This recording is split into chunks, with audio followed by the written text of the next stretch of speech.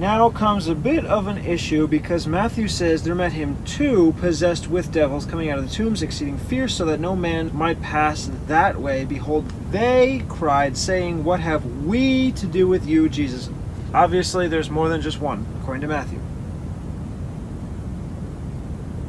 There was a good way off from them a herd of swine feeding.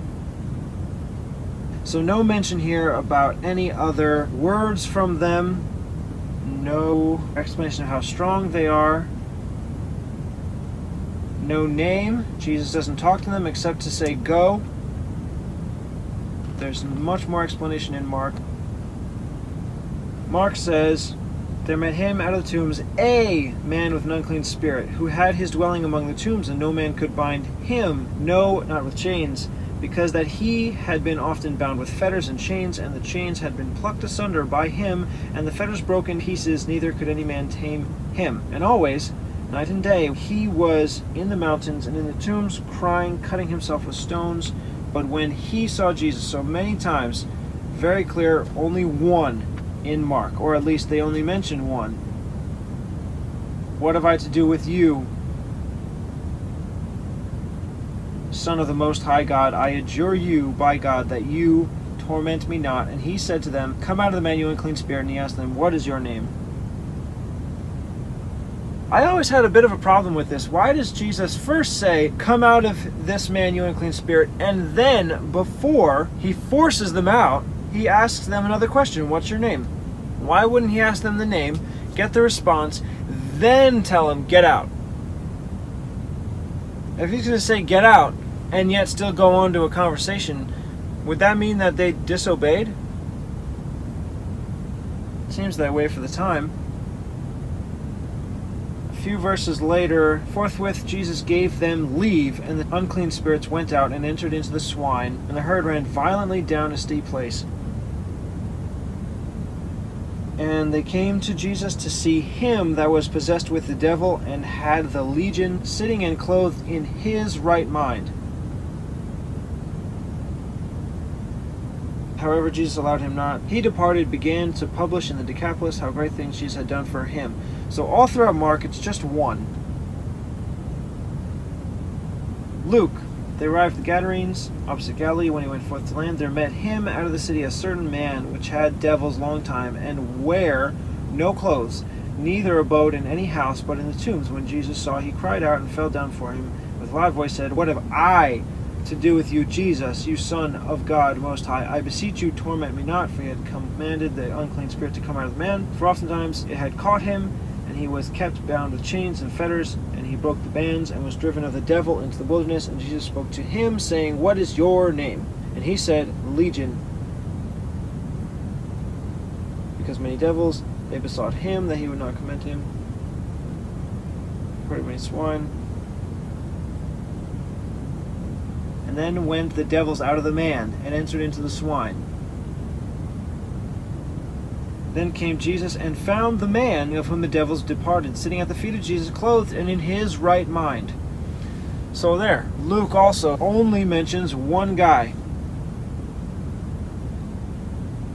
Return to your own house, show how great things God has done to you. So this is a conundrum. I am just going to glance at what Michael Rood says about it, and then I'm going to look up a bunch of other notes about it and see if I should go with 1 or 2. I feel like I should go with 2, as if Mark and Luke only mentioned 1, as if he was the main problem, but there happened to be 2. The second guy was probably not as much of a problem. Maybe he had only just recently joined that guy, both demon-possessed. Perhaps that's the way it went, how someone mentioned there were 2 guys where everyone else mentioned only 1. I don't know. Let me just see what he says. The title of Event 88, page 123, week 27. Yeshua heals 2 naked, demon-possessed men living in the tombs in the area of Gadara. Mark and Luke focus on one of the 2 men who is possessed by legion. So that's like his whole explanation. So he just says Mark and Luke focus on one of the 2, even though there were 2. I pretty much think I'm just going to go with that, change all the wording from him to they. Well, unless I can just mention that they both came to him demon-possessed, and then only one of them was actually talking to Jesus, and then Jesus only questioned one, told the demons to leave him. Well, if there were two demon-possessed men, then he ought to have told the demons to leave them both. Well, he mentions one was healed. Let me go back to Matthew. And behold, they cried out, saying, What have we to do with you, Jesus, you Son of God? Are you come here to torment us before the time? They cried out. Two possessed with devils coming out of the tombs, exceeding fierce, so that no man might pass that way. And behold, they cried out. So this seems to say that the two demon-possessed men who are crying out. But it could be that the demons are crying out from one of the men. Perhaps. Maybe. I'm just trying to see how this might work. I remember from Mark, he's saying, What have I to do with you, Jesus? You Son of the Most High, I adjure you by God that you torment me not. What is your name? He said, My name is Legion, for we are many. So this is one guy. The demons out of him are saying, We are many. But earlier he said, What have I to do with you? Matthew, what have we to do with you, Jesus, you Son of God? Alright, so that's annoying. Did both of them say, What have we to do? Did one of them say, What have we to do? And the other said, What do I have to do with you? Did both of them say, What do I have to do? And the hearer wrote it down, them saying, What do we have to do? Maybe that's how it went. At the same time, they both said, What do I have to do? And therefore, he wrote it down. They said, What do we have to do? Maybe, I don't know. Luke fell down before him with a loud voice, saying, What have I to do with you? So yeah, that's Luke as well. What have I to do? Alright, I have not much to do but just to read people's opinions about this, see if that changes my opinion, and then I'll just go from there to see if I should have both men speaking at the same time, or both men are present but only one is speaking. But it can't be. They both said, What have we to do with you? Maybe that's the only thing the second guy said. What have we to do with you? And then Jesus just responds to the one guy who is more vicious, more in charge, more demonic possessed. Because I will say that from my experience being around a lot of very defiled demonic people, and I'm not just talking about acting in a demon-possessed, manifesting demon's way. I'm just talking about what would commonly be understood as normal, worldly people. Unless you are wholly dedicated to God, and worldly people would call you a goody two-shoes or a fanatical Christian, you're pretty much going to be a worldly person. And I've met some people, and I've worked with some people who are way worse than that. And when it comes to those type of social environments, there is a hierarchy. There always is. It's like the animal world. In any group of friends, there's going to be the most outspoken one. There's going to be the one who's respected, the one who's quiet and just following along. And there's probably one alpha male that is the head of the pack.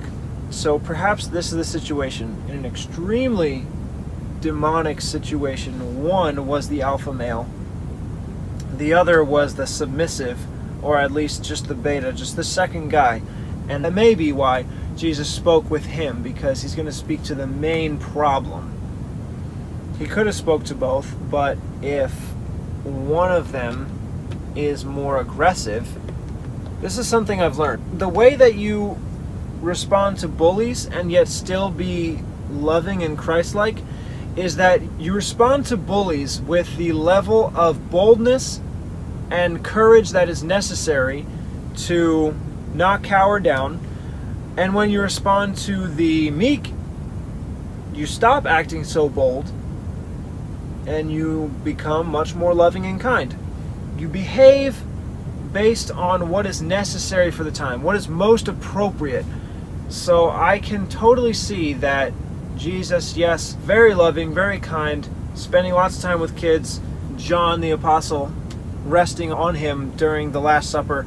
Totally kind, totally loving, and yet when there is an alpha male, demonically possessed guy that no one could restrain, Jesus is going to be totally bold, look him straight in the face, and speak with him without fear as the one true alpha male in that situation. So maybe that's how it went. That there were two, but Jesus just spoke with one. I'm not sure. I'll come back to this. Yeah, that's what I thought. Mark and Luke are focusing on one, even though there were two. Let me read again. And they besought him. This is they, the legion. When he saw Jesus, he cried out and fell down before him with a loud voice, said, "What have I to do with you, Jesus, the Most High Son? I beseech you, torment me not." He said, "Legion." And they besought him that he would not command them, the demons. They besought. Okay, so these are the demons out of the one man, beseeching Jesus that they would not go into the deep, right? And then Jesus sent them, the demons, into the herd of swine. So this is just out of the one man. They went out to see what was done and came to Jesus and found the man out of whom the devils departed. Okay, so the devils departed out of the man who is now sitting at the feet of Jesus, and this is the man whom the legion responded. The one man that was speaking with Jesus, the demons out of him were responding. They named themselves as legion. They all left, and then that was the man sitting at the feet of Jesus. So it doesn't mention the second, at least as far as Luke says, doesn't mention that second man sitting at the feet of Jesus.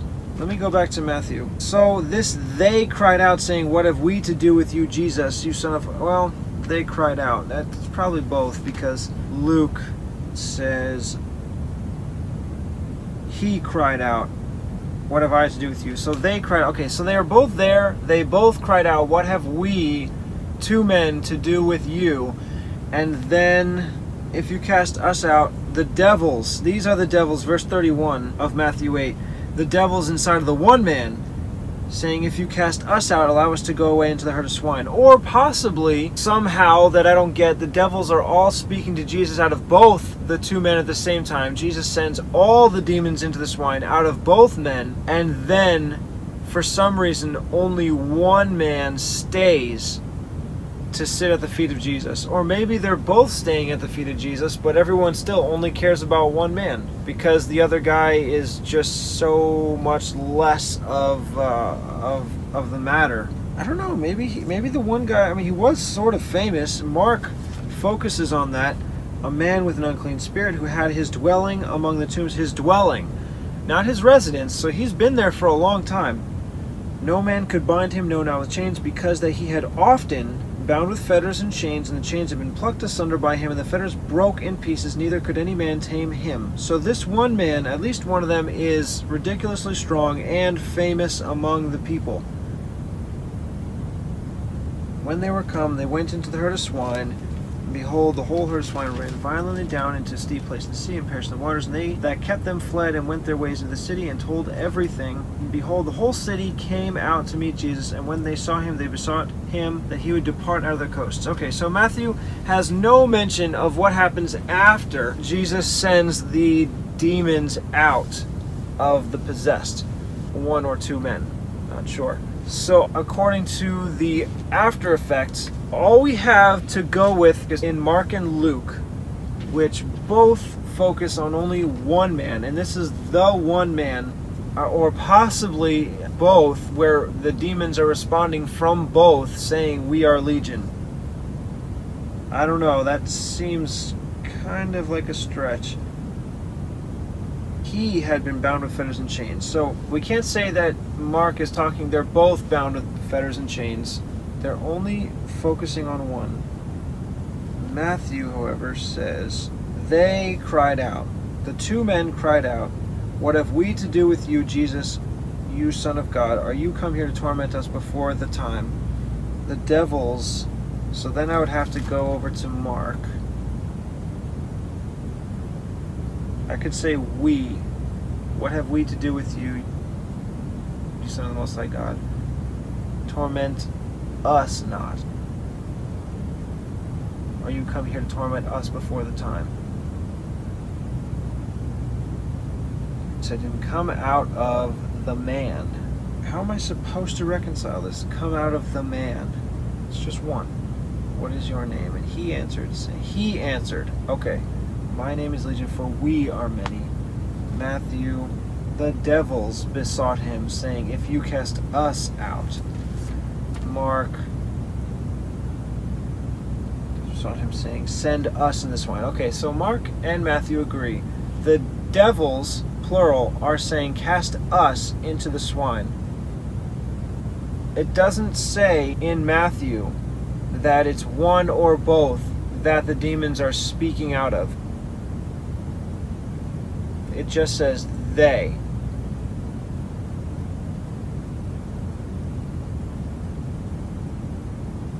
But Mark and Luke are both pretty clear. The demons are only speaking out of one.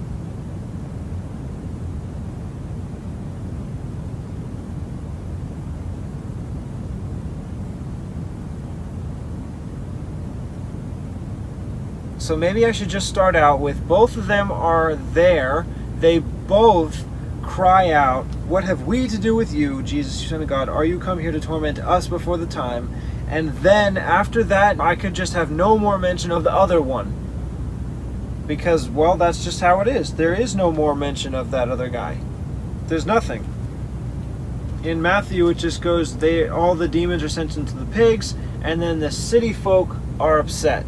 No other mention of the other guy. So I could, without even changing much, wherever it says, if you cast us out, allow us to go into the herd of swine. Go, and they went to the herd of swine. Yeah, so that's both. My name is Legion. So I'm not going to change come out of the men. I'm not going to change that. I'm just going to have Jesus, as he says it here recorded in Mark, come out of the man, you unclean spirit. What is your name? Legion, for we are many. And he besought him that he would not send them out of the country.